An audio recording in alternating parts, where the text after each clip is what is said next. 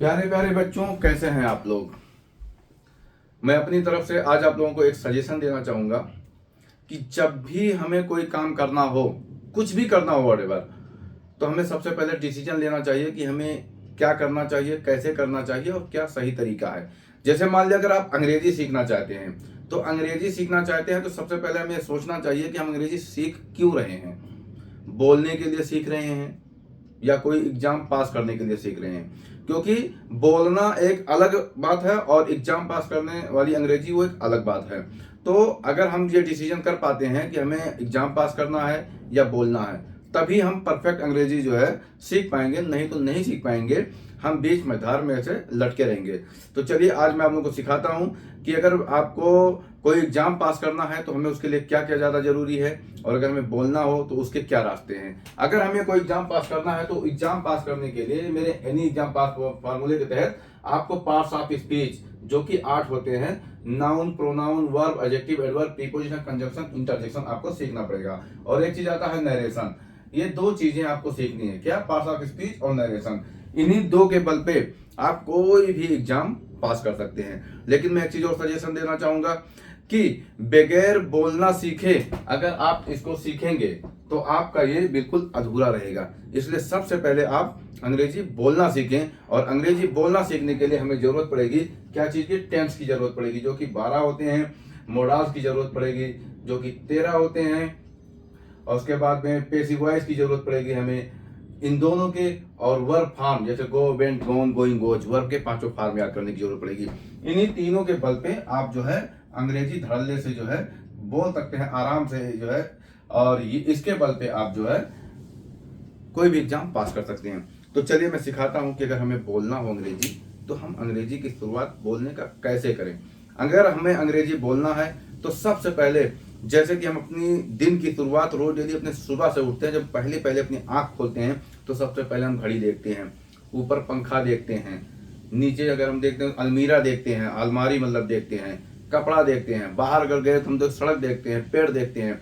तो जो भी हम देखते हैं व्हाटएवर, हम उसको तुरंत उसी टाइम से ही उसको अंग्रेजी में बोलने का प्रयास करेंगे। हम घड़ी को घड़ी ना कह करके वॉच कहेंगे, पंखे को पंखा ना कहकर फैन कहेंगे, अलमारी को अलमीरा कहेंगे, हम कपड़े को क्लॉथ कहेंगे, दरवाजे को डोर कहेंगे।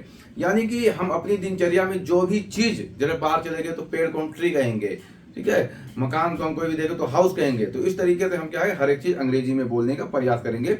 और अगर आपको बाय द वे किसी चीज का मीनिंग नहीं आता है तो आप, मेरे दोस्त का एक ऐप है गूगल ट्रांसलेट, गूगल ट्रांसलेट से आप जो है तुरंत जो है पूछेंगे ऐसे बोल करके कि भाई सड़क को क्या कहते हैं, वो तुरंत आपको अंग्रेजी में बता देगा। और रोड कहते हैं। तो ये हो गया हमारा दिन का शुरुआत। इससे हमें क्या होगा कि हमारे पूरे इन्वायरमेंट में जो भी जितने भी मीनिंग हैं, सब कुछ मीनिंग आ जाएगा हमें। फिर हमें जरूरत पड़ेगी उसको रूल रेगुलेशन से बोलने की। बहुत सिंपल अंग्रेजी बोलना। अंग्रेजी बोलने के लिए हमारा 1 डजन बनाना फार्मूला है। मैं आपको सिखाता हूँ 1 डजन बनाना फार्मूला क्या है। 1 डजन बनाना फार्मूला एक सेंटेंस से 12 सेंटेंस बनाने की कला है। जैसे हम कहते हैं वो खेलता है, तो ये भी कहते हैं यार वो नहीं खेलता है। फिर ये भी कहते हैं यार क्या वो खेलता है, फिर ये भी कहते हैं यार क्या वो नहीं खेलता है, या वह क्यों खेलता है, वह क्यों नहीं खेलता, वह कैसे खेलता है, वह कैसे नहीं खेलता, वह किसके साथ खेलता है, वह किसके साथ नहीं खेलता है, वह कहाँ खेलता है, वह कहाँ नहीं खेलता है। तो आपने देखा कि सेंटेंस एक ही है, वो खेलता है, लेकिन उसको हम कम से कम 12 और ज्यादा से ज्यादा 25-30 तरीके से बोल सकते हैं, लेकिन कम से कम 12 तरीके से हमें बोलना आना चाहिए। इसी को हमने नाम दिया है 1 डजन बनाना फार्मूला। और इसको हम अंग्रेजी में मैं बताता हूँ कैसे कहेंगे। वह खेलता है, ही प्लेज। वह नहीं खेलता है, ही डज नॉट प्ले। क्या वह खेलता है, डज ही प्ले। क्या वह नहीं खेलता है, डज ही नॉट प्ले। वह क्यों खेलता है, वाई डज ही प्ले। वह क्यों नहीं खेलता है, वाई डजंट ही प्ले। वह कहाँ खेलता है, वेयर डज ही प्ले। वह कहाँ नहीं खेलता है, where does he not play. वह किसके साथ खेलता है, with whom does he play. वह किसके साथ नहीं खेलता है, with whom does he not play. तो गाइस देखा आपने कैसे मैंने एक सेंटेंस से पहले हिंदी में बताया कि 12 कैसे बनाते हैं, उसके बाद अंग्रेजी में बताया कि कैसे 12 बनाते हैं। इस तरीके से हम हर एक जो भी जो है हमारे ऑक्सिलरी वर्ब हैं, is, am, are, was, were, do, does, did, can, could, will, would, shall, should, may, might, must, यानी कि ये टोटल 24 हैं। इन्हीं 24 को घुमा फिरा करके कैसे हम जो है सेंटेंस बनाते हैं वो हम सीखेंगे। जैसे मैंने कहा कि वह जा सकता है, ही कैन गो, वह नहीं जा सकता है, ही कैन नॉट गो। क्या वह जा सकता है, कैन ही गो। क्या वह नहीं जा सकता है, कैन ही नॉट गो। तो आप इसी तरीके से हर मॉडल के ऑक्सिलरी वर्ब को जो 24 होते हैं, जो है जिसको हम हेल्पिंग वर्ब भी कहते हैं, इससे हम सेंटेंस बनाना सीखेंगे।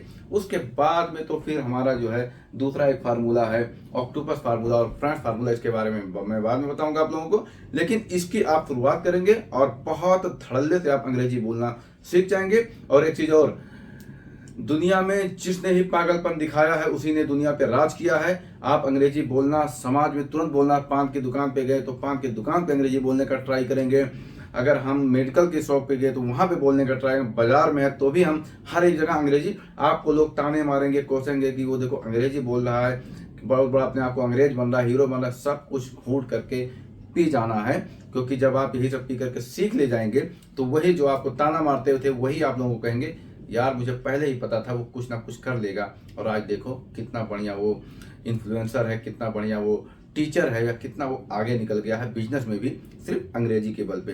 तो that's why guys I would like to suggest you, please follow this formula, and if you follow this formula then I guarantee you that you can become a fluent English speaker and you can go Britain, Japan, London, and you can communicate there 100% perfect. So guys, in the last I would like to say you, there is nothing impossible in the world, everything is possible in the world. दुनिया में कोई भी चीज असंभव नहीं है, सब कुछ संभव है, बशर्ते क्या है कि उस चीज को लगातार सुबह शाम बड़ी ईमानदारी से टाइम टेबल से किया जाए तो आप उस चीज को अचीव कर सकते हो।